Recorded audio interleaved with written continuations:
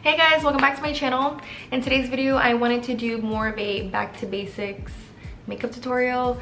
Basically, if you are a beginner with makeup, I wanted to just do a beginner friendly makeup tutorial. Shout out to my friend Aubrey for requesting this video. She really wanted to see a beginning to end makeup look, kind of like for beginners, and how to apply kind of foundation, concealer, powder, and all that. I thought this video would be very beneficial for anyone who is starting off with makeup and they really just want to learn the basics first before they start watching other makeup tutorials or play around with different things. So shout out to Aubrey, I love you. Thank you for requesting this video. Hopefully you enjoyed it and learned something new, which I'm sure you will.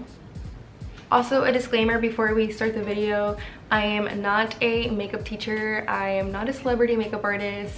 I didn't go to school for makeup. I am self-taught, but I am a cosmetologist, so I did learn the basics of makeup in school. So I do have a little bit of knowledge, and these are just all of the experience and things that I have learned since I've started doing makeup, and I just wanted to share with you guys. Also, before we jump right into the video, don't forget to subscribe so you guys can see more videos like this in the future. So if you're interested on how to do beginner friendly basic makeup, then just continue watching. So the first thing I like to do is pull my hair back so it is out of the way. So I'm going to explain everything in categories. First is base, and the next is foundation, concealer, etc, etc. Also, having a good skincare routine is also really important. For example, having a good nighttime routine and a morning routine. If you wash your face, apply moisturizer, serums, eye cream, and all that. So I don't have the most fanciest skincare routine at the moment. I just kind of do the basic, which is toner, I apply a moisturizer, sometimes an oil, and as well as an eye cream. So I like to use this Kiehl's Ultra Facial Cream. It's very nice. It's just kind of like a good moisturizing cream for almost any type of skin type.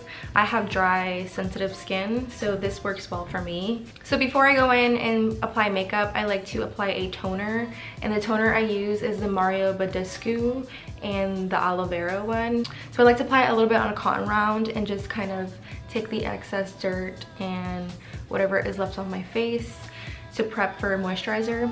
And then after I tone my face, I like to go in with my moisturizer. And sometimes I like to add some facial drops to my moisturizer just to give me added moisture. This one I got from Marshall's and it was pretty affordable.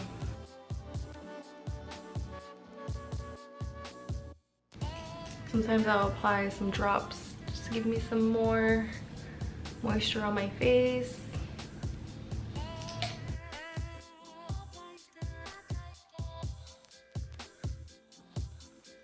Next is eye cream, and I feel like this part is super important because it hydrates the under eye, and if you apply a concealer, especially if it's a very full coverage, heavy duty concealer, it will help prevent creasing underneath the eye.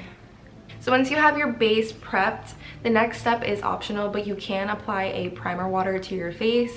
For an example, Smashbox has a really good primer water that you can apply just to, especially if you have dry skin, it can just help add added moisture to your skin and to prevent caking with the foundation. And for me, I don't do this every single time I do my makeup. It's just like depending how I feel, if my skin needs a little bit more moisture, if I want a more glowy looking skin that day, I will apply a little bit of this Catrice Prime and Fine Dewy Glow Fixing Spray. So this claims it prepares the skin, improves makeup wear, and it also refreshes complexion. So you can use any primer water you have or that you like. This is just the one I have at the moment.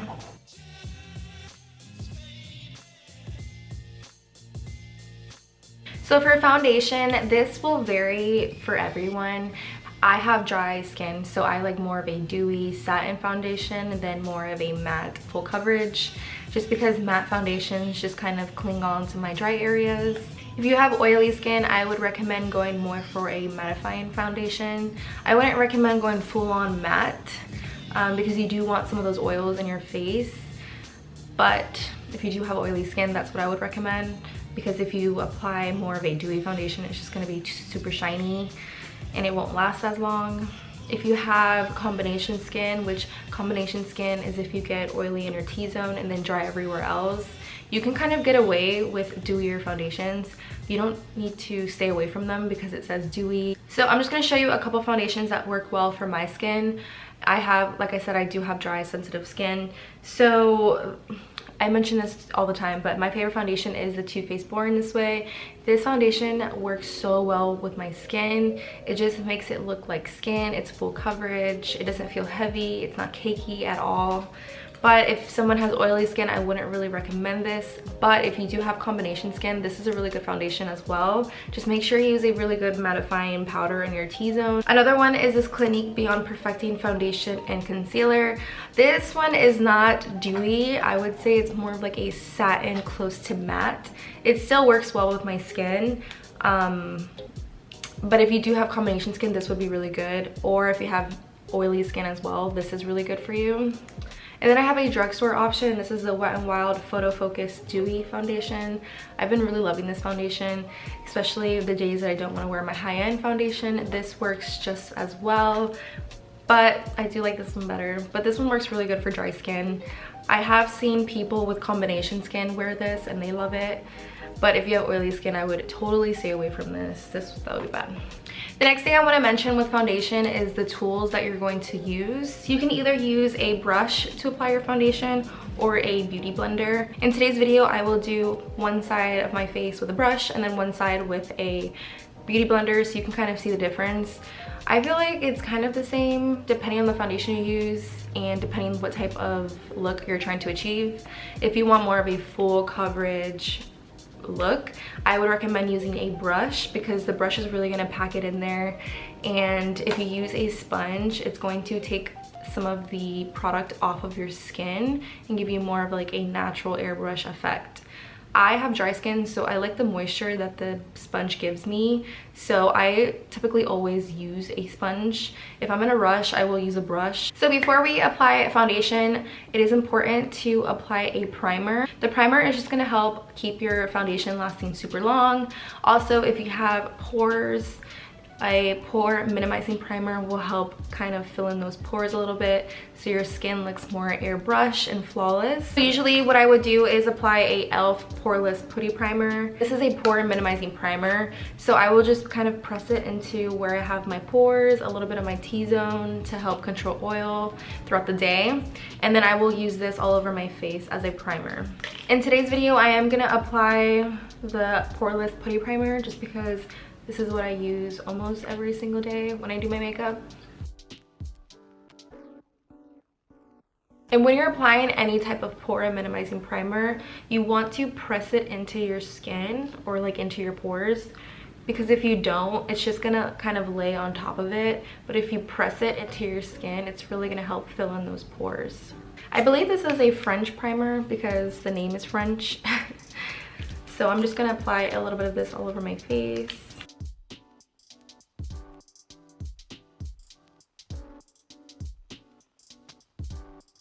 So the foundation I'm going to use today is the Wet n Wild Dewy one. And like I said, I am going to apply half of my face with a brush and then half with a beauty blender so you can kind of see the difference.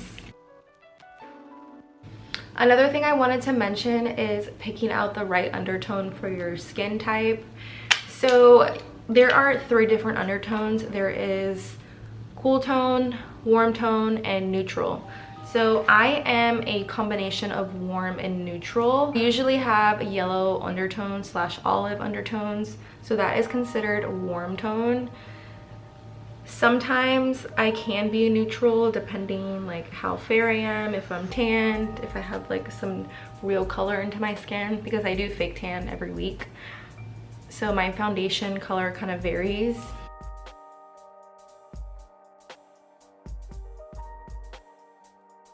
And if you are more of a cool tone, you're gonna have more of a pinky bluish undertone. A good way to know what type of undertone you are is just to look at your veins.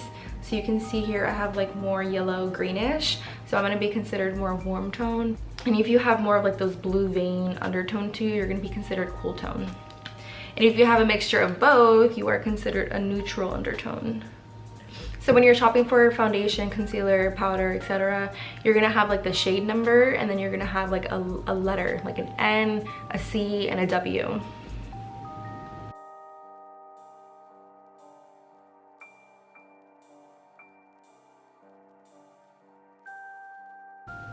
And if you are using a beauty blender or a beauty sponge, this is an e.l.f. one that I'm using. You do have to dampen it a little bit for it to actually work, I guess.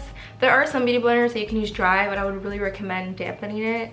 Not so the sponge is like dripping wet, but just so it has like a little bit of a bounce to it. So just like that, that's what the foundation looks with this side with a beauty blender and then this side with a brush. Honestly, they both look the same. I do like more of the beauty blender effect because it kind of gives my skin more of a glow and a dew, rather than this side, it just kind of looks like a normal foundation. If you have a really good skin and you feel the need that you don't need to wear a full face of foundation or full coverage foundation, you can skip the foundation part and go straight into concealer and just kind of conceal your under eye where you have dark circles, and then just kind of spot conceal and then apply a little bit of powder. You don't need to do like a full face of foundation if you don't need to or if you don't want to. So for concealer, there are a lot of different types of concealers you can choose from. There are like more of the full coverage ones, more of a natural looking one, and then more of like correcting concealers. So correcting concealers are going to be good for people who have dark under eyes, like if you have them really purpley, bluish. Luckily, I don't have them that bad, so I don't really go for correcting concealers or like that salmon undertone or like that peachy undertone. I just go in with a more of like a neutral concealer that's really just gonna help brighten underneath my eye. Sometimes I'll add like a little bit of like a yellow tint to it just to brighten me up a little bit more. And I will show you the ones that I like to use on my skin. Like I said before, you have to kind of experiment and see what works for you or what doesn't. So for instance, this concealer is from Colourpop and this is in the color Light 60N.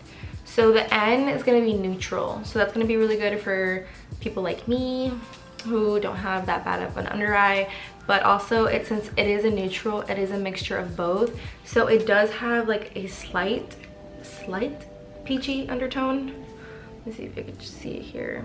Yeah, you can see a little bit there. It has a slight peachy with a slight pink undertone. And these are the concealers I usually use the most. This one is from Colourpop and it's in Light 45W, so W is going to be warm, and this shade is perfect for me, especially if I want more of a highlighted effect, brightening effect. This one is from Tarte and it's the Shape Tape concealer. I love this concealer, it's bomb. If you want a full coverage, flawless concealer, this is it. And this is in the color 22N Light Neutral. So the N is going to be neutral, so this is good for me as well. And then also I like to use the e.l.f. Camo Concealer. This is the hydrating one. They have the original one as well, and I like both of them. The one I'm using right now is just the hydrating one, and this is in Light Beige. So as you can see, this also has a slight yellow undertone. So the one I'm going to use today is the e.l.f. Hydrating Camo Concealer, and I'm just going to apply a tiny bit underneath my eye, like this. And this is just like the bare minimum, like just a basic kind of tutorial on how to do makeup.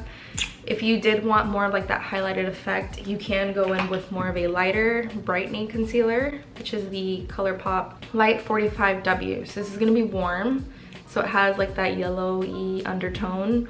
This is really gonna help brighten. So what I'll do is just apply a little bit right there, here, a little bit here, down the bridge of my nose, and then a tiny bit up here. And then I do like to apply some concealer on my lids just to help cancel out all those veins. Now to blend the concealer out, you can use a beauty blender or you could use a brush. Usually on my clients, I like to use a brush just because sanitary reasons. But if they did have a very dry under eye or dry skin, I will go in and use a sponge. Me, typically I use a sponge because I have dry skin, but sometimes I will use a brush as well. You're also gonna get full coverage if you use a brush than a sponge, because like I said before, the sponge is gonna take some product off the skin. And you want to be really gentle when you're blending your concealer because the under eye is the most sensitive skin on your body, and you want to protect it from wrinkles. And I'll just use a brush for this side.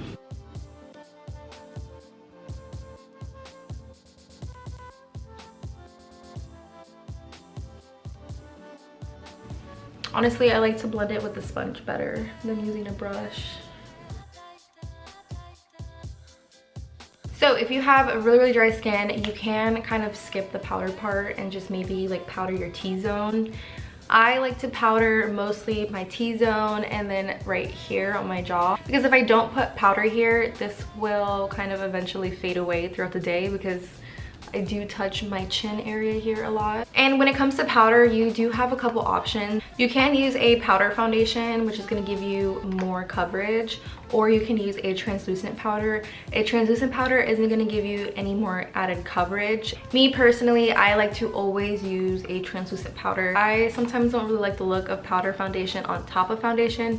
It can get kind of cakey. It's just too much coverage. It just doesn't look natural. So I almost always use a translucent powder. And I'm just going to show you the ones I like to use right now at the moment. I like to use the Maybelline Fit Me pressed translucent powder. This one is pressed, so it isn't going to be loose. As you can see, it's kind of pressed in there. This one is a loose setting powder, and this is the KKW baking powder. This can set your foundation, but this is more of a baking powder. This is going to give you more of a highlighted effect with powder, especially if you want more of a brightened under eye. So that's what this powder is mostly good for. But I just wanted to like show you guys options. So for underneath my eye, I like to take more of a fluffy brush and just kind of lightly set the under eye so it doesn't get too cakey under there. And if you crease a lot underneath the eye, or if you have more wrinkles, this one is a really good one. This is the L'Oreal Infallible setting powder. I actually heard about this through Beyonce's makeup artist. He actually uses this on her because the powder is super fine, so it's really gonna help prevent creasing underneath the eye. I like this one on myself personally because it gives my skin more of a flawless airbrush finish. And then I just like to take a tiny bit right here, and then a tiny bit on my eyes as well, just to prep for eyeshadow. And whatever is left on my brush, I just like to go over this area here because we are going to apply some bronzer. I feel like bronzer is very important because it definitely warms up your face, and it also gives your face a little bit of dimension. Especially if you have more of a rounder face, it can kind of give you some shape to your face. So what I like to do is I like to apply more of a bronzer type of shade right here with a big brush. And then after that, if I did want to chisel out my cheeks just a tiny bit more, I will go in with a contour shade and a tinier brush just to give my cheeks a little bit more definition. Usually though, I just like to keep my face bronzed and that's it. I will show you some products that I like to use. So recently I've been really loving this butter bronzer, and this does have a little bit of a glow to it. You don't necessarily need to use a bronzer with a glow in it. You can go more with a matte one. This is more matte, and this is from Morphe, and it's in the shade Vlogger. I have used this for years and I loved it. And then to go in more with a contour shade, you can use more of a cool tone bronzer. So I'm just gonna show you what I typically like to do on my face. I would take the Physicians Formula butter bronzer, and with a big brush, I like to go in and just make sure you tap off the excess. And I like to go in first in this area here, and I just like to do like kind of packing motions first because you don't want to disturb the foundation you just applied. Just like that. And then I'll go in and start applying some up here. Also, when it comes to bronzing and contouring, it all depends on your face shape. So if you have a smaller forehead, you do not want to apply too much bronzer or contouring in that area, because then it's going to make your forehead look smaller. If you have a bigger forehead, then you want to apply a little bit more in that area to give the illusion of a smaller forehead, if that makes sense. So as you can see, the bronzer definitely warmed up my skin a little bit more and added some more kind of like definition, so it doesn't look kind of flat and one solid color. If you wanted to define your cheeks a little bit more, you can go in with a cool tone bronzer. This one I got in my Ipsy bag. For years I did use the Anastasia contouring kit, which if you are a beginner with bronzing and contouring, I would definitely recommend that palette. It does have like your essential colors that you need. You have like your cool tone, and then you have like your warmer tones. You do have like a highlight shade in there as well, but I didn't really use those. So what I would do is take a kind of a contour or a smaller brush, and I will just apply a little bit right in here, my hollows of my cheeks. To find the hollows of your cheeks, just kind of make a squishy face like that, and you can see this area here is your contouring area, but you don't want to bring it too far down because it's going to drag your face down. You kind of want to keep it kind of up to uplift your face, if that makes sense. So as you can see, I'm kind of keeping it more upwards. We'll just take the side of the brush and just really get in there. I also like to apply a little bit right here on my forehead. Apply a little bit of bronzer on your nose. If you have more of a wider nose and you kind of want to slim it down a little bit, you can just apply a tiny bit, very lightly, right here.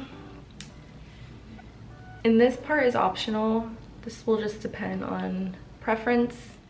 Hey guys, excuse my paleness. I'm about to self-tan right now, but I just wanted to come on here really quickly and let you know that I am splitting up this video into 2 parts. As I was editing the content, I didn't realize how long this video was gonna be just because I was so in depth in what I was saying. So I am gonna split this up into 2 parts. This is the first part, and then the second part is gonna be brows, eyeshadow, lashes, blush, highlight, and all that. As I was editing the content, if I would have kept from beginning to end, it was gonna be like a 50-minute video, and nobody wants that. So I'm gonna split this up to 2. So I just wanted to come on here and let you know, because I didn't have an ending to this part, so this is the ending. Look for part 2. Yeah, thank you for watching. Don't forget to subscribe and look forward to part 2. Bye.